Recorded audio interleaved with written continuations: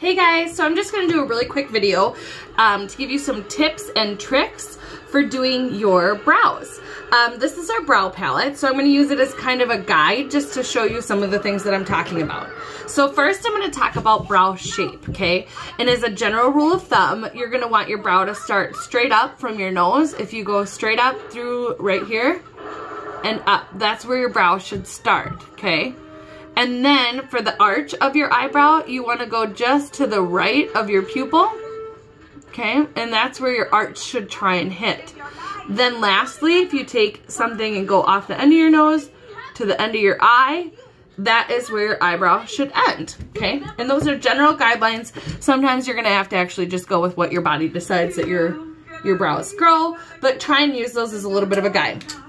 Another tip is when you're doing your brows for the colors, you want to use a shade that's going to be 1 to 2 times lighter than your hair color. Okay, now this is not my natural color, but naturally I have very dark hair, closer to this color. But if you're looking for a more natural looking brow, you're going to want to use a color that's a little bit lighter. So this is the color that I use. You can use the darker color to add dimension to your brows. So I've used this darker brow color right up on the tip of my brow for the arch, and then in the tail. The reason I use it in the tail is I don't have naturally a lot of eyebrows there, so it helps to just accentuate that part so that you see it in like photos.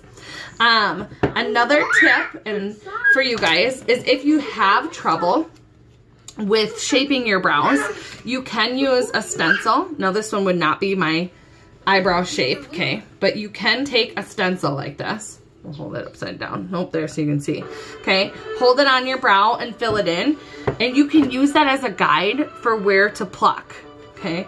Or you can just do your brows. Use a brow pencil or something, fill them in before you pluck, and that'll kind of help you to not do over plucking, okay? So you don't take more than necessary, because you can always take more, can't take less. So, lastly, if you want to keep your brows in place all day, if you have some unruly brows, you can use this wax that comes in our Brow Obsession palette to just make sure those hairs aren't going to get all crazy throughout the day.